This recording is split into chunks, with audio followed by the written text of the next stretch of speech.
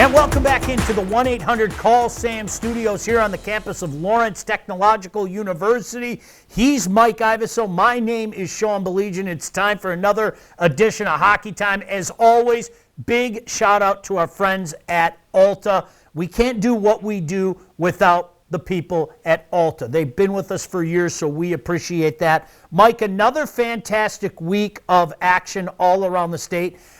I think everybody and their brother has been looking at brackets and potential matchups coming up in a couple weeks in the playoffs. I promise you, we're going to take a deep dive into that on next week's show.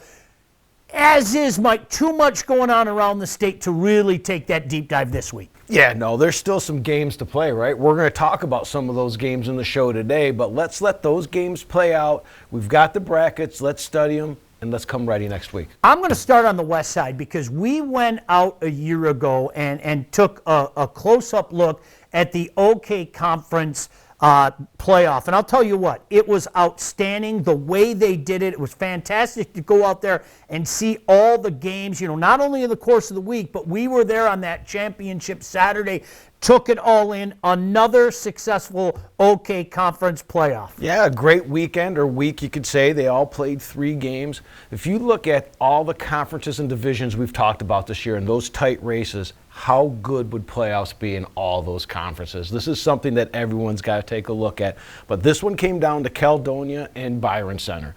Now, a week ago, Byron Center beat Caledonia. But in the championship game, Caledonia came out ahead 4-2.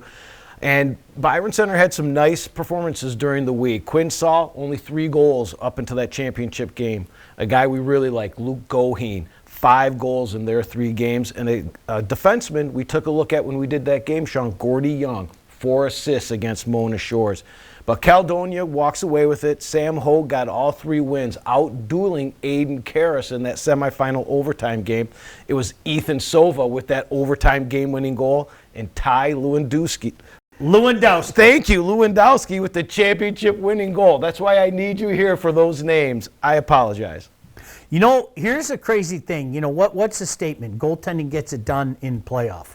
There are a heck of a lot of good goaltenders in the OK Conference, and that's going to be something to keep an eye on, Mike. Oh, absolutely. When it comes down to playoffs, we were just talking about it with the crew. You look at that one region, Sean, there's 3 or 4 top-notch goalies in that one region. That is going to be a battle. Shout out to Hancock, and I had some people tell me earlier in the year, keep an eye on Hancock. This is a team that is steadily going like this. Mike, what a big win for Hancock last week. Well, yeah, and it started with Trenton. They had 2 nice wins in Trenton, then they came out and beat Nagani when they got home in overtime. But that win against Houghton, they're being led by Kirby Storm. He had the overtime winner against Nagani and 4 points against Houghton. But we can't mention that Nagani game and not talk about Miles Katola, Nagani's goalie with 45 saves. Nice game. Yeah, fantastic. Good stuff there. So that makes an already interesting UP even more interesting. I want to give a shout out. I love when guys like Coach Cal at CC and Coach Perry at Flint Powers schedule a game like this. They don't have to schedule a game like this. They really don't. They don't have to schedule a game like this. But you see a game in Flint between Catholic Central, depending on what ranking you're looking at, number 1, number 2, taking on Flint Powers again, depending on what ranking you're looking at, 3, 4, whatever the case may be. Sounds like it was a fantastic game and a playoff primer for both teams that, let's face it, are once again favorites in their respective divisions. Yeah, depending on the rankings, CC 2, like you said, Powers around 4. It was an instant classic. CC came out ahead 6-3 for Powers. Hunter Clark did his best to keep them in the game with 26 saves. Now, Powers is going to be the favorite to win the Division II state championship. Now, they're on a collision course with a red-hot Alpena team that they'll meet in the playoffs. If Powers wants to make another run to USA Arena, they're going to need more than scoring out of their leaders. They're going to have to lead on the ice, especially when they face adversity and in the third period. This game was 2-2 in the third period. They had a real good chance to win this game. But CC kept that scoring by committee. 3 of their lines scored goals. That Karademus, Goff, Smaggy line had a good one. But it was their D, Schlack and Masick, stepping up with a couple of goals. And defensively, they only allowed 16 shots on net. Yeah, going to be really interesting to see how that plays itself out. Division III, I've been saying it all year. I'm really intrigued at Division III. But Orchard Lake St. Mary's reminding everybody recently, hey guys, we're the defending champion. I love their pink in the rink. We've talked about it over the years. Not only are they doing stuff off the rink, but they're doing it on the rink. They are rolling again, Mike. 9 straight wins for the Eaglets. Absolutely. And the pink in the rink, what a great cause. I think I read, Sean, they raised $300,000. Great job out there. And like you said, 9 straight wins, but they're back to Orchard Lake hockey, scoring 7 goals a game, being led by Charlie Roberts. 22 points with 12 goals in that run. Great stuff. And you know, something we talked about week 1 on this show, okay? Alpena has kind of punched their way into the usual suspect territory in my mind. They took the run last year, got to USA Hockey Arena. First show of the year, we talked about Petoskey. And I'll tell you what, who knew at the end of the year? It's amazing how this works out. Petoskey and Alpena, huge game coming up on Friday. Man, I wish I could get up there Friday night. This should be a dandy. Wow, if we got up there, I got a couple places to eat for us too. Okay, but this is going to be a heck of a game. Petoskey's in first place with 40 points. Alpena second place with 38 points. Right now, Alpena 7 straight wins, but they've got 1 more before Petoskey. Don't look past it, boys. Clark Weir, 13 points in the last 7 games. But how about Player of the Year nominee Gavin Winterstein, 18 points in those same games?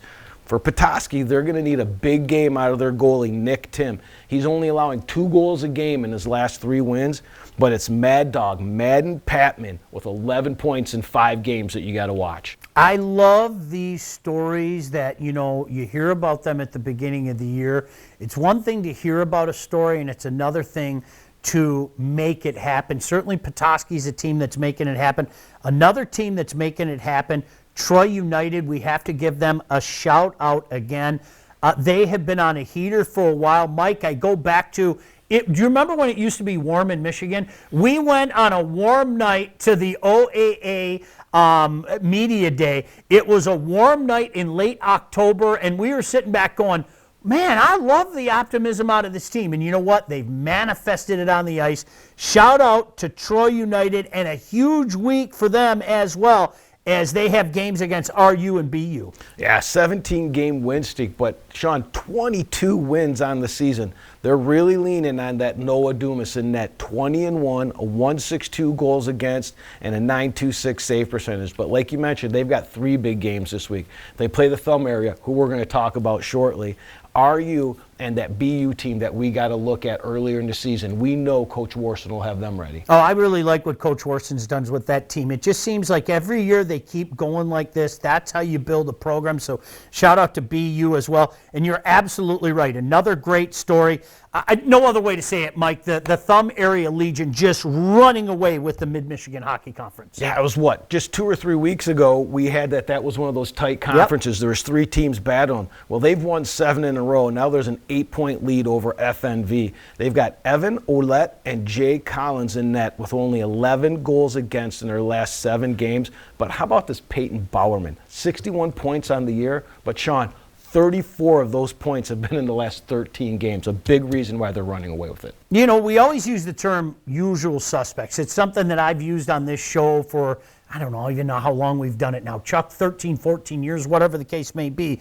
And you know, there's one of 2 ways to become a usual suspect. You go out and you beat a usual suspect, or you make that run at playoff time. Maybe you get yourself the USA Hockey Arena. The important thing is the follow-up. Liggett has become a usual suspect. They're not going anywhere either, right? I've had them ranked high all year, and for good reason.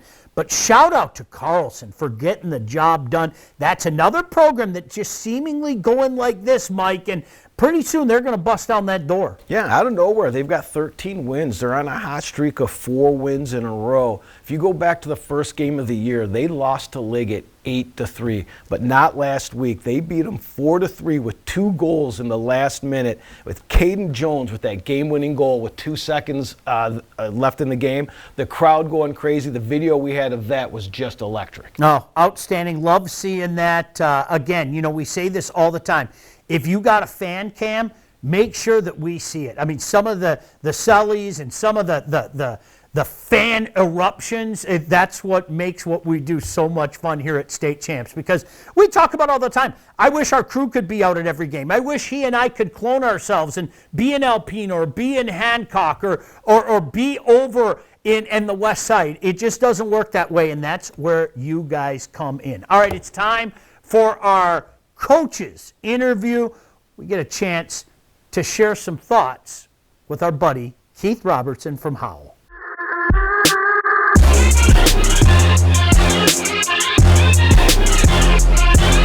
And a guy that's done such a fantastic job in his short time with Howell, kindly joining us right now, Coach Keith Robertson. Hey, Coach, you know this. You're the team that has the target on their back every single night. All right, Coach, let's talk about some of your players, especially the seniors. We've been getting some eyes on some guys, namely Luke Storm, Marco Wolf, and Chad Pietla. What can you tell us about your senior core and what it means to this team? Yeah, they're special, right? Everybody sees everything they do on the ice, and all of them. Marco and Chad and Bryce Escala and Luke, they all do so much on the ice, but off the ice is what makes this team so special, right? The locker room is really good, the culture in the room is really good, and it's really driving the success of the team and the program. Yeah, you said what their work ethic does and what they bring to the practices, right? Tell us a little bit what they bring to practice and how that helps you in big games. Yeah, it's the compete level. Like our guys, when we have 2 brothers going against each other on the ice. Like we've had to get between them a couple of times in practice. Like when the compete level is that high in practice, it only makes you that much better during the games. And when it comes down to crunch time, that's what you want.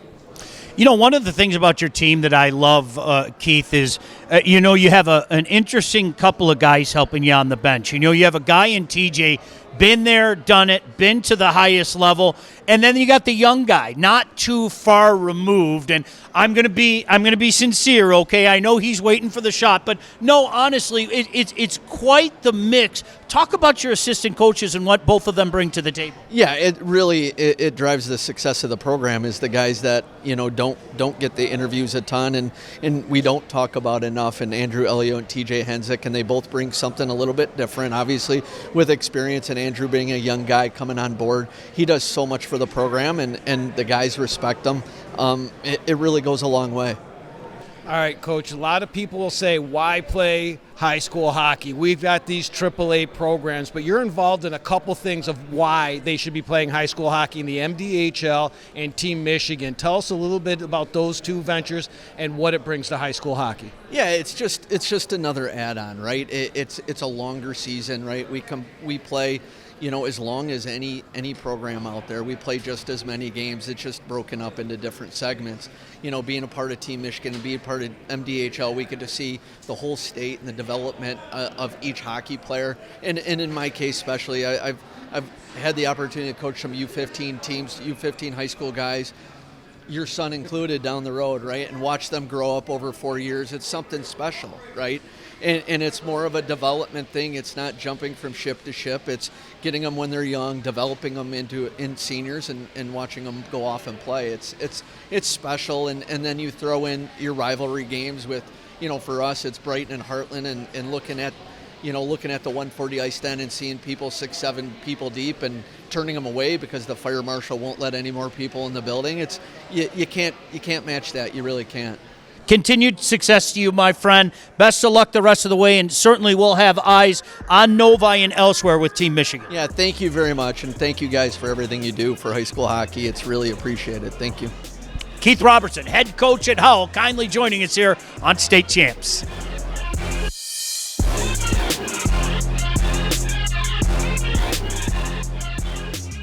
All right, welcome back into the State Champ studio here, the 1-800-CALL-SAM studio. Speaking of 1-800-CALL-SAM, it's time for our look at the 1-800-CALL-SAM Player of the Year in Wall Award. Mike, we had some deliberation this weekend, but at the end of it, we decided we were not going to make a change on our Player of the Year list. I have a feeling that there might be a change coming very, very soon, but there it is. Chuck's got the graphic up. There's your list. Those are the guys that we have right now, and this is the part of the show where I remind you, get to our website. You can let your voice be heard. The online vote leader automatically gets into the Final Four, no matter what. So when we're all sitting at USA Hockey Arena, the one guy who's guaranteed a spot is the online vote leader. You can be a part of that just by going to the State Champs website. And Chuck, I hate to put pressure on you. There's our criteria. This is what we use, not only the guys that work here, but the coaches as well. And we say it all the time. This is not a Sean Belegian award. This is not a John Kidd award. This is not a Mike Ivesil award. It's not even the three of us. There are us three involved, no doubt about that, but we have a lot of coaches around the state that we really lean on to be part of our committee. And again, more often than not, you come to a consensus. It doesn't mean that everybody agrees across the board, but you come to a consensus about a lot of these decisions. However, we do have a change on the 1-800-CALL-SAM Wall Award. This is a guy, Mike, I think he's been going like this for a while. We can't ignore it anymore. Hutch in Brighton is a guy that earned his way on the list. Yeah, you're absolutely right. He's been knocking, I think, since that Howell game that we did so many months ago. I think it was even warm back then. He single-handedly kept them in. But right now, he's got a 2.25 goals against, a 9.17 save percentage, and 12 wins. Reese, welcome to the wall. I think what's impressive about that, as well as when you take a look at the schedule that Brighton plays, to have those numbers with what is one of the most difficult schedules in the state, I think that speaks volumes. So once again, here you go. Here's your list. And the same dynamic holds true for the 1-800-CALL-SAM Wall Award. The online vote getter automatically into the Final Four. So when we all see each other again that Thursday night, the Division II games at USA Hockey Arena, the automatic is the online vote getter. By that time, we'll have the other three, but the automatic is the online vote getter. So mount up, vote early, vote often, and make sure that you give your guy that extra bump. As we promised, I wish we had more time to do it today. We are going to do a full-on look ahead to the playoff next week and take a look at the brackets. I think we got some other special things planned as well. If you're a longtime viewer of State Champs or even just a couple years, I think we have some extracurricular shows that might pop up. Chuck's looking at me right now saying, don't officially say it. I'm just going to wink, wink, nod, nod. I think we got a special show coming up during the course of the playoffs. But, Mike, best time of the year. Best of luck to everybody out there. For Mike Ivesil, Chuck, the entire crew here at State Champs, thanks for watching Hockey Time, and we'll see you at the rink. State Champs Hockey Time is presented by Alta Equipment Company. Also brought to you by Lawrence Technological University. 1-800-CALL-SAM. The MHSAA, and the Michigan High School Hockey Coaches Association.